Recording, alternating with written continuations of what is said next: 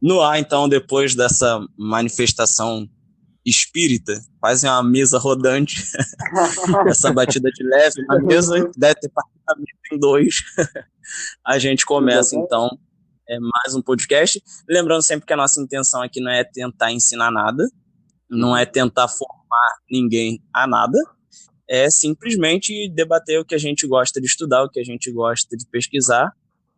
E o tema dessa semana é o livro Tratado, deixa eu pegar aqui o nome inteiro porque é um nome gigantesco, Tratado Alimentar de Magia Prática do Papi, que foi um dos ocultistas mais importantes na França e da França para o mundo todo.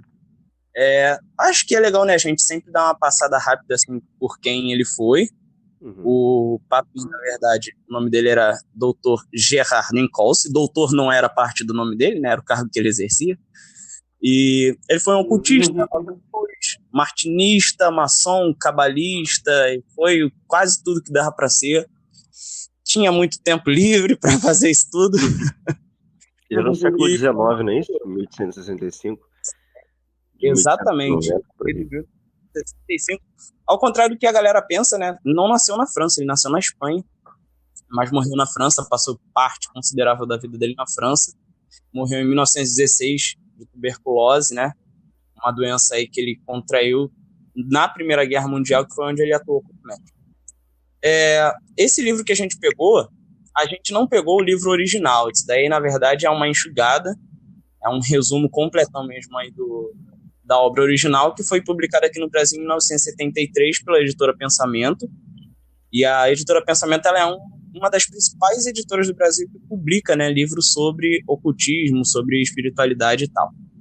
Bom, eu acho que não é tão válido agora a gente pegar para falar do martinismo, que é onde o Papi talvez tenha sido considerado mais importante dentro do meio ocultista, mas eu acho que é um bom tema para a gente tratar mais para frente, talvez num outro podcast, alguma coisa assim. Então, o que ele vai falar basicamente aqui nessa Papinho primeira e parte que a tal. gente vai abordar? A gente ainda não sabe se a gente vai fazer uma segunda parte do livro, porque tem muito conteúdo, mas nessa primeira parte aqui que a gente vai abordar, a gente vai falar sobre algumas características legais dentro do mundo do mago, né?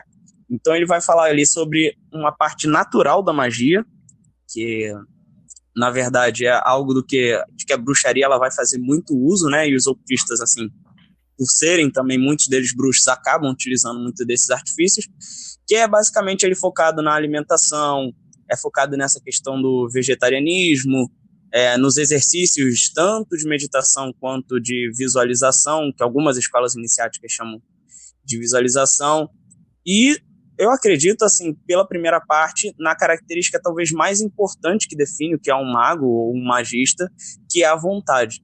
A vontade do mago expressa nas ações que ele faz. E que ele deixa exposto no livro todo, né? Vontade para ele é tudo. Exatamente, a vontade para ele é como se fosse o centro de toda a filosofia dele. Ele vai até desenvolver isso em outras obras também.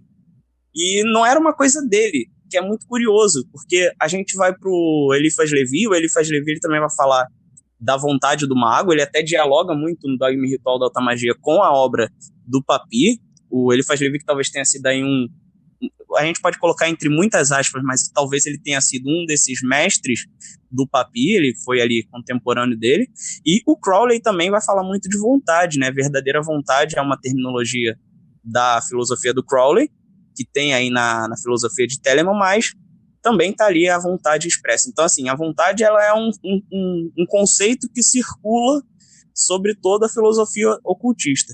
E aí eu já ia começar a falar aqui com vocês, eu já queria começar a saber a opinião de vocês sobre o que é vontade para vocês, assim, fora do ocultismo, para depois a gente tentar abordar um pouquinho mais sobre o que é essa vontade dentro do ocultismo. O que vocês entendem por vontade? Fala, Julião. O que eu entendo por vontade, cara? Vontade. É você ter a intenção de fazer alguma coisa.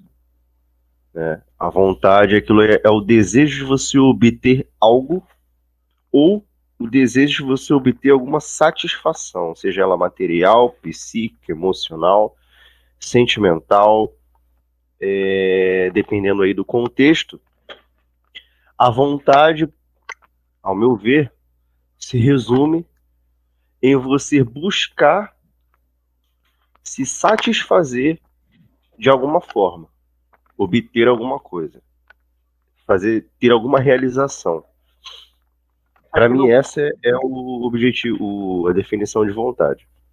Aqui no Google está assim: faculdades que tem o ser humano de querer, de escolher, de livremente praticar ou deixar de praticar certos atos, força interior que a realizar algo, arte ou desejo, ânimo, determinação, firmeza. Eu acho que essa segunda aqui está mais ligada ao ocultismo, né? Mas a primeira é meio que o que eu acho que é, né? A faculdade de ter, que tem o ser humano de querer. Eu acho que é isso, né? A vontade é querer alguma coisa. Inclusive querer, que é considerado pelo Eliphas Levi como um dos 4 principais verbos que regem a magia. Querer, calar, ousar e saber. Não necessariamente nessa ordem. Então, eu até concordo também com a visão de vocês, assim, nesse termo fora do ocultismo, e eu acho que ele até encaixa também dentro do ocultismo, né? Ele não fica só fora. Eu não sei, na verdade, se esses caras, eles começaram a beber um pouquinho da fonte ali, talvez, da filosofia do Schopenhauer, que é um cara que vai trabalhar muito o conceito de vontade. Ele tem um livro, né, que fala sobre isso, né, que é o mundo como vontade e representação, e onde essa vontade, ela seria uma espécie de ação divina, né, aquilo que vai inclinar a gente para buscar coisas, e que nessa busca constante por coisas a gente nunca vai se sentir completo, a gente vai estar sempre sendo inclinado ou empurrado para uma angústia, ou um desespero, alguma coisa desse tipo.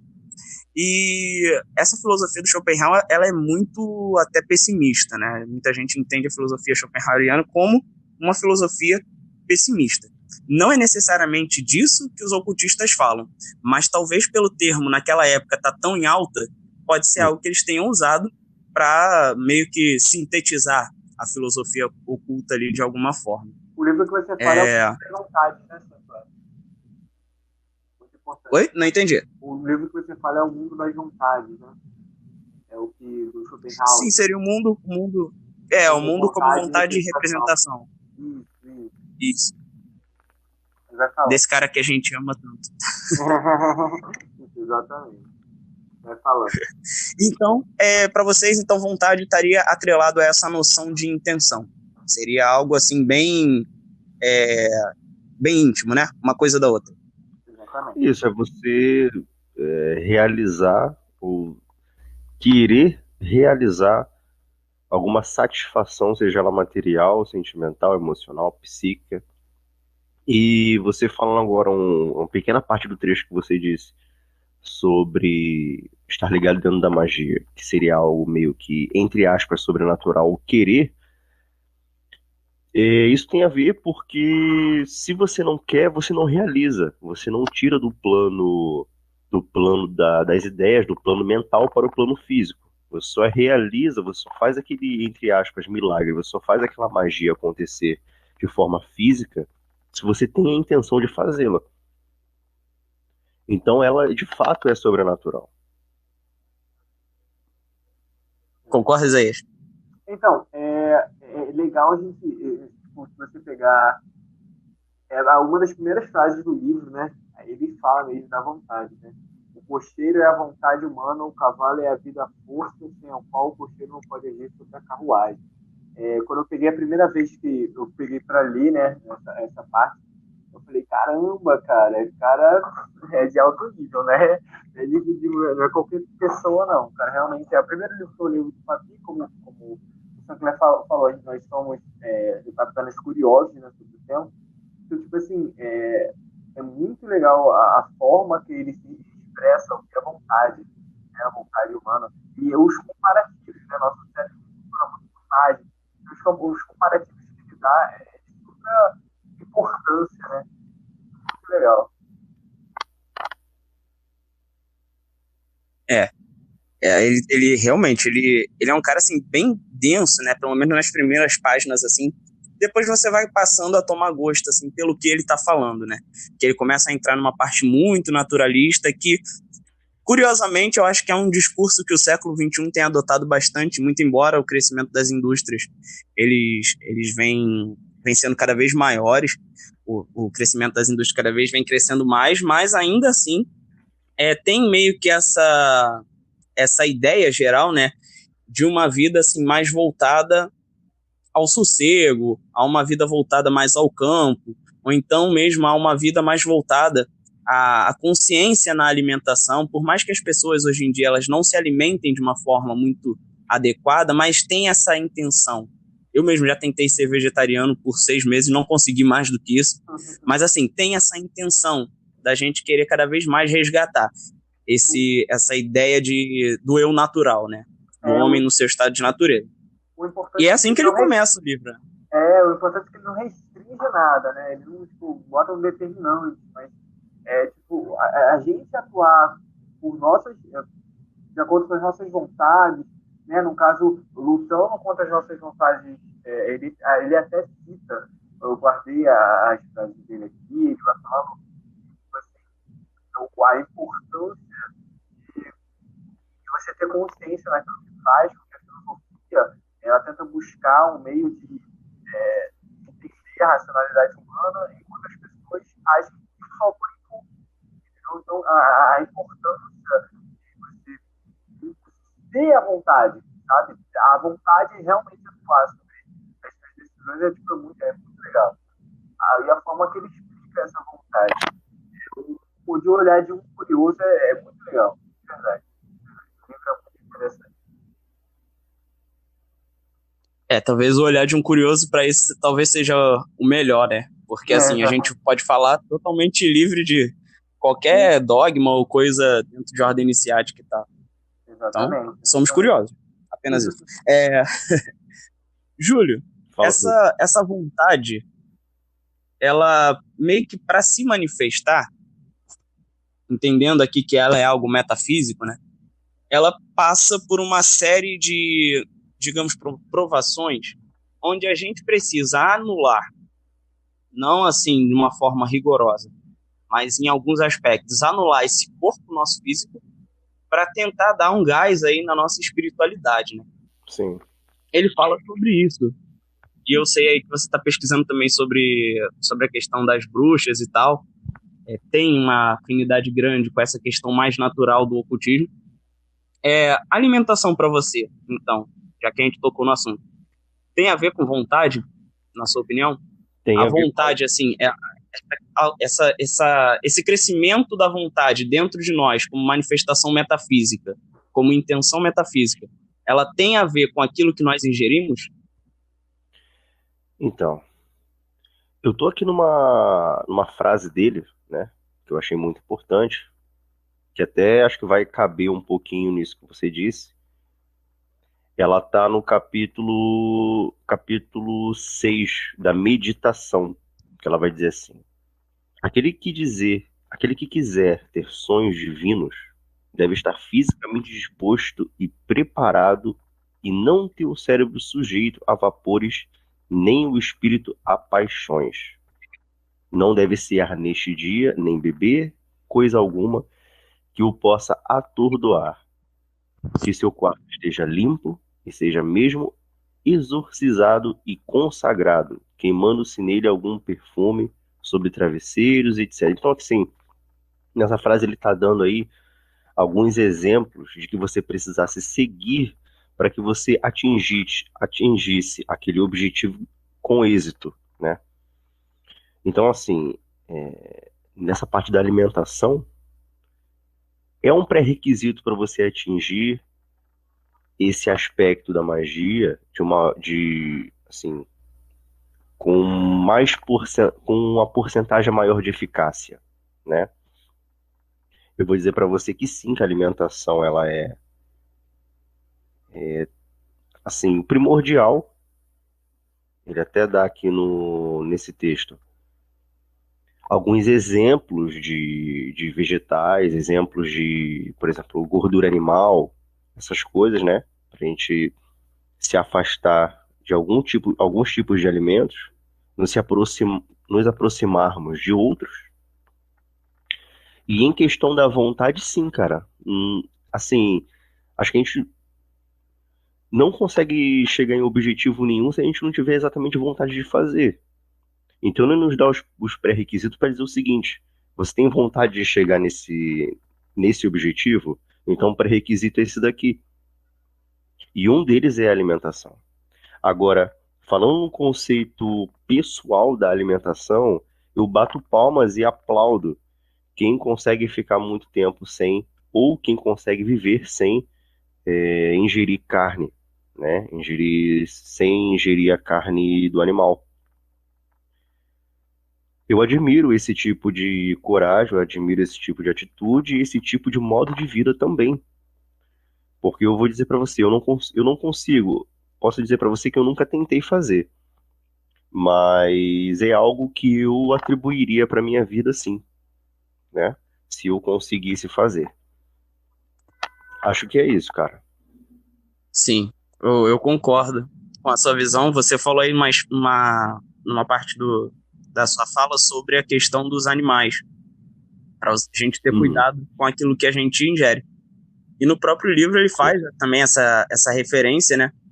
Até porque ele relaciona isso com alguns sacrifícios ritualísticos que tinham em algumas religiões, onde eles primeiro consagravam esses animais, então eles iam já para o abate sem sofrer tanto, e se é que a gente pode chamar de filosofia, essa filosofia do abate, ela foi acabando se perdendo, né?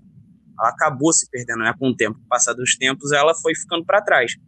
Então, hoje em dia, os animais eles sofrem bastante durante o abate.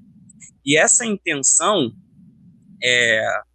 essa espécie de sofrimento que se forma ao redor do animal, essa tristeza, às vezes até essa raiva, né? Eu acho que falar em raiva, a gente está caindo um pouco para um aspecto humano e menos animal, né? Mas vamos tratar assim como raiva, né? Essa raiva do animal em estar sendo abatido, essa tristeza, essa mistura toda, é o que você está ingerindo astralmente também, segundo o próprio Papi.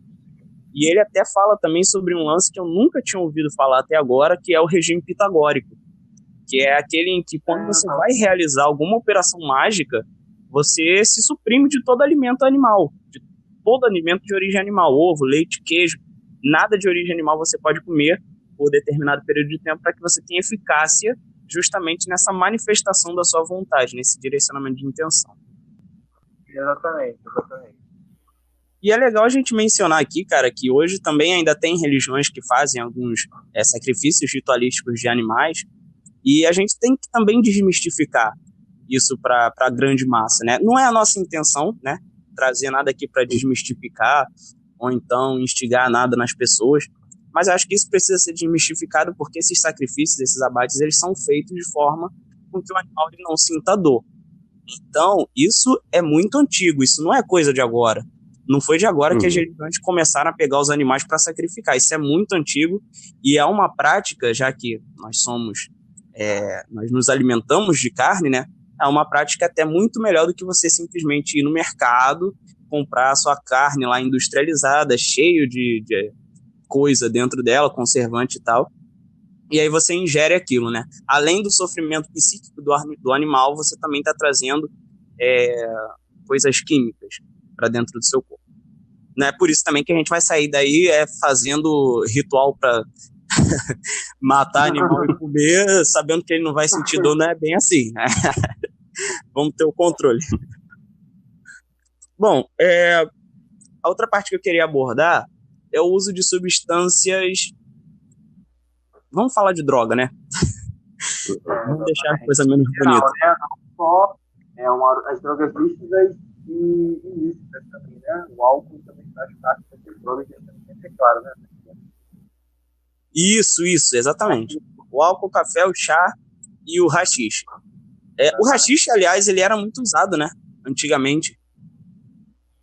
Ele era muito usado. Hoje em dia até não tem mais tanto uso assim, mas antigamente ele era muito usado para fins ocultos também.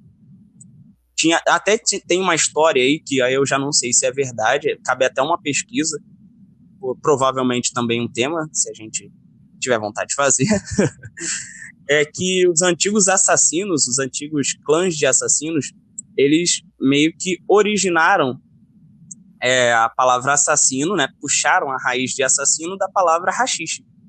Olha. Há uma curiosidade. Porque não sei se tinha alguma espécie de culto por trás, porque antigamente algumas ordens de assassinos, elas eram realmente ordens, né? Eram clãs, eram ordens. Isso até colocado em alguns jogos, assim, pra gente ver, só como curiosidade mesmo. Mas vamos focar aqui no nosso... Eu coloquei aqui no Google agora, né? A maioria dos filósofos acreditavam que o termo seja proveniente de árabes, hashish, que significa erva. Estranho, né? Não pode ser Olha aí, tá vendo? agregar. Caralho, os caras matavam tudo puxando, mano. Tudo dando um dois. Exatamente. Aqui no Rio é normal, olha só que legal. Aqui no Rio é normal. Isso ia dar uma confusão se fosse hoje, né? Já pensou? A galera vai pra guerra, tudo. Ia ser legal de ver. Então, as drogas. Vamos para as drogas. Eu vou focar aqui no café, que foi o que me chamou mais atenção, mas aí vocês podem ficar à vontade também para falar das outras drogas ou até do próprio café. Ele... É engraçado, cara, porque eu meio que sou viciado em café. E eu realmente consegui adequar a teoria, né, que é aquilo que ele fala no livro dele, com a minha prática. Porque ela realmente aumenta a sua carga intelectual. Então, assim, até para finalidades magísticas, ele também vai servir muito. Só que esse efeito, ele não é de longa duração. Ele fala que após você ingerir o café, ele demora 2 horas até começar a fazer efeito, né, para você ter essa carga intelectual um pouco mais aumentada, um pouco mais intensa, e aí quando ela começa a fazer o efeito, ela dura apenas mais 2 horas. Então, assim, talvez seja por isso que o café também tem aí, além das composições químicas, essa carga de vício, né? Eu sou uma pessoa viciada em café e eu vejo esses resultados nas coisas que eu faço. Ele realmente dá uma descarga intelectual, não sei se é um fator também psicológico, né? A gente bebe já achando que vai ficar mais espertão, ou então se é realmente alguma coisa que tem uma finalidade um pouco mais oculta aí. Pode ser um placebo. E vocês? Não, começa aí. Falando do café. Ou das outras também. O chá,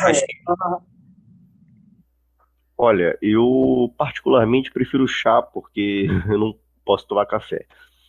Eu não posso tomar café, mas eu prefiro o chá. Mas assim, falando sobre essas substâncias que você ingere e tem aí esse atributo a mais, um atributo a menos, né? A gente vê muito aí assim, vou citar, né, os terreiros de Umbanda, o Candomblé, onde eles fazem muito a utilização do álcool, né, da cachaça, da vodka, para fazer lá seus tratados, seus cultos religiosos, né? Assim, de qualquer maneira, está atribuída a isso também, né? O café, eu assim, nunca cheguei a ver realmente em nenhuma espécie de culto religioso ou nenhuma busca espiritual que tenha a ver com o café. Na verdade, lendo, né, esse texto de Papi, é a primeira vez que eu vejo isso. O chá eu já tinha visto em alguns outros livros ou referências ou artigos, ou até mesmo pesquisando assim, pesquisas rasas em bruxos, né?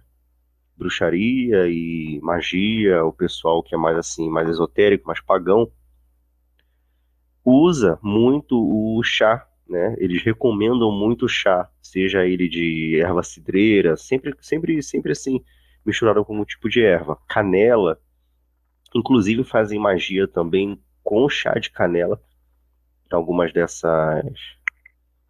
alguma dessas categorias, né? O pessoal aí da magia. Mas assim, eu particularmente já vi também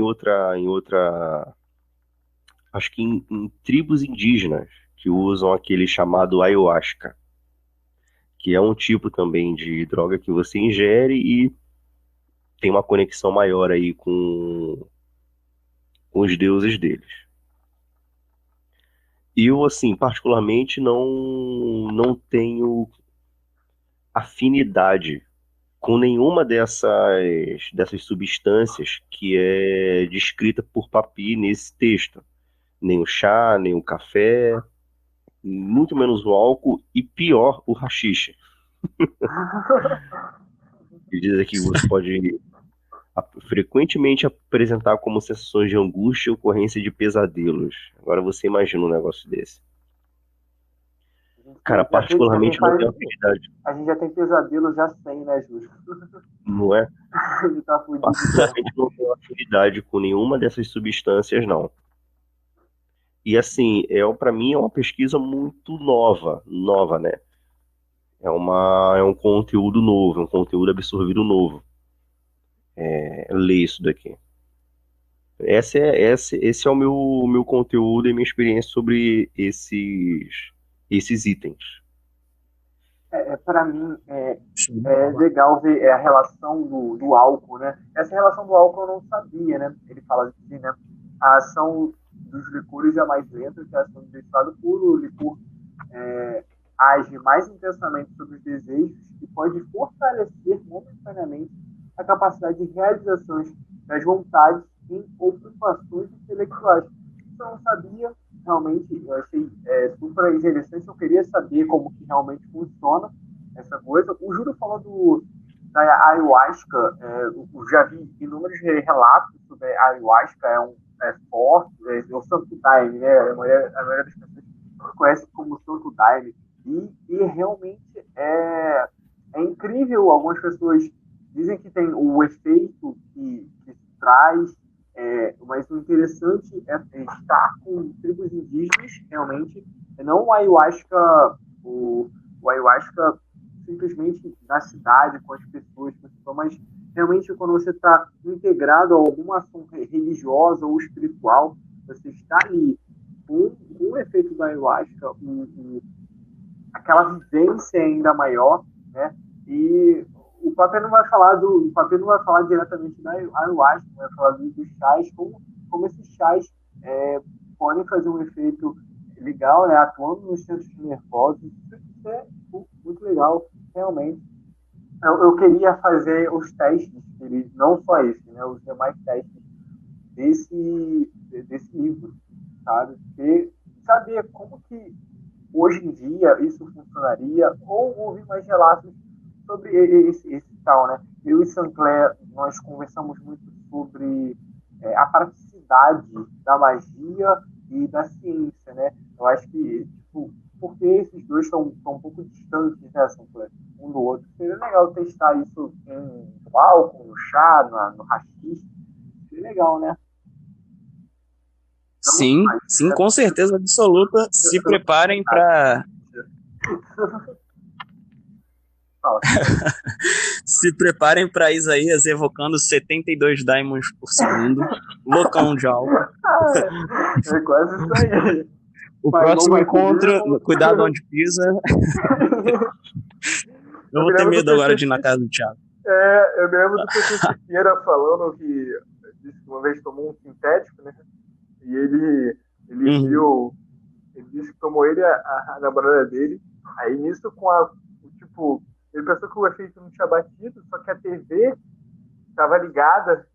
Aí nisso que ele levantou, ele percebeu que estava demorando para chegar na porta. Aí ele falou, agora bateu o negócio, né? Quando ele ficou sã, ele estava sã, ele percebeu que a TV estava desligada da tomada. Aí eu falei, poxa, que perfeito é esse? Deve ser realmente muito interessante os sintéticos ou demais drogas. Eu só experimentei o alcoolismo até agora, né? A bebida alcoólica realmente uma coisa que quando você termina um namoro, realmente você experimenta. E a lógica que lance, você toma, desaparece, o editor da vida corta, não apareceu no outro dia, você não sabe de nada, tem umas 30 ligações da sua mãe, tá perguntando outras coisas, e outra experiência também. Voltar ao foco aí. Eu acho que o álcool acaba sendo... porque ele acaba sendo um grande refúgio, né? Exatamente. Então. Não, é porque tinha caído. E aí no Silo a gente não sai, mas fica aqui dando reconectada, e depois o Isaías dá uma picotada aí, se puder. Só pra resgatar a ideia do café, o que me veio um insight, né? Veio agora, na verdade, olha quanto tempo o Júlio já falou, e me veio agora. Que os pretos velhos, né, que são entidades de Umbanda, eles trabalham com café. Alguns até recebem, né, oferenda de café. Se a gente entrar em algum terreiro de Umbanda, a gente vai ver que ali perto dos pretos velhos, né, tem ali uma xícarazinha de café, alguma coisa assim. Então, eles também têm essa praticidade. Então, assim, só pra gente ver o quão antigo é essa parada, né? A Umbanda, ela teoricamente é uma religião nova, né? Mas olha quanto tempo já tem nessa parada, né? O Papi é o quê? Século XIX, 18, 19, né? Exatamente. Então, mano, isso daí é bem antigo. E o Isaías também tinha mencionado uma parada muito interessante, que é realmente, a gente já falou sobre, que é da questão da relação da magia com a ciência. O Eliphas Levi, ele chamava, né, magia de ciência, mas só pra gente meio que ter uma noção, o Papi, ele era um médico, né? Como a gente falou no começo do podcast, o Papi, ele era um médico. Então ele tinha a visão do efeito da substância dentro do nosso corpo físico, né? As reações que essas substâncias davam no nosso corpo físico, ele tinha essa noção, porque ele estudou para isso. E ele também tinha a noção dessas influências no nosso corpo astral. Então, olha aí, ó, é um bom caminho para a gente tentar aproximar a magia da ciência. Eu acho que o Papi, ele fez um grande trabalho nesse sentido. Bom, a gente está chegando a quase 40 minutos de podcast. Vocês têm mais alguma coisa para acrescentar? Ou então a gente vai se despedir? Bom, a gente vai parar. Aí a gente pode parar aqui, pelo menos na alimentação, que a gente falou bastante, né? E na Eu só ia acrescentar só mais uma coisa só. Não é a primeira vez que eu ouço falar de que um bruxo era médico. Principalmente dessa época aí. Principalmente na época da tuberculose. Tá, depois eu vou até parar para pesquisar um pouco mais sobre. Mas se juntar tuberculose, médico e bruxo, eu só faço lembrar no sanatório de Beverly Hills, lá nos Estados Unidos. Exato. Olha aí, os médicos, a maioria, faziam lá os rituais dentro dos leitos, né, lá dentro dos seus escritórios. E assim, isso é relatado, documentado, e tem um monte de relato e documento sobre isso. Eu verifiquei aqui a questão dos chakras, né? Que tem aqui no livro de Papi, que é aquele Celestial Body, Estético Body, Astral Body, e aquelas energias que ficam nas partes do corpo, né? O que tem aqui entre os olhos, na garganta, no peito, no umbigo. Eu achei muito interessante porque é uma referência que eu já vi em diversos outros mestres, né? De magia, esoterismo. São coisas que você acaba ligando com muita coisa que você já viu anteriormente. E assim, falando em coisa de bruxa, como é que ele recomenda você estar conectado mais à natureza, se você quiser realmente ser um mago, atingir esse objetivo, para você buscar residir no campo, onde você está mais perto da natureza, onde você está mais perto ali da natureza mesmo, dos animais e tudo mais. E isso você vai, assim, eu acabo lembrando de todas as histórias e todos os relatos que a gente ouve de bruxa durante todos os séculos dos séculos. Onde elas sempre estão dentro de florestas, bosques, aqueles casebres e fazendas, até mesmo interior aí de grandes cidades. Então, assim, o que eu achei do livro de Papi, desse tratado alimentar, ele é basicamente um manual de instrução, né? Se você quer atingir aquele objetivo, você tem, como a gente estava falando do primeiro tema, da vontade. Se você tiver realmente a vontade de seguir aquilo, Tratado Alimentar de Magia Prática é o seu manual de instrução, né? Ele tem exatamente ali tudo definido de forma prática, simples, né? Não é difícil de entender. E é isso, assim, é um livro que eu recomendo a nível de estudo, né? Lembrando aí que o Sinclair, como disse anteriormente, a gente não está influenciando e nem incentivando qualquer tipo de prática, tá? Seja ela matar animal, nem fazer uso de droga, nem nada do tipo. É só a nível de estudo que a gente se interessa pela magia, pelo ocultismo e pelo paganismo também.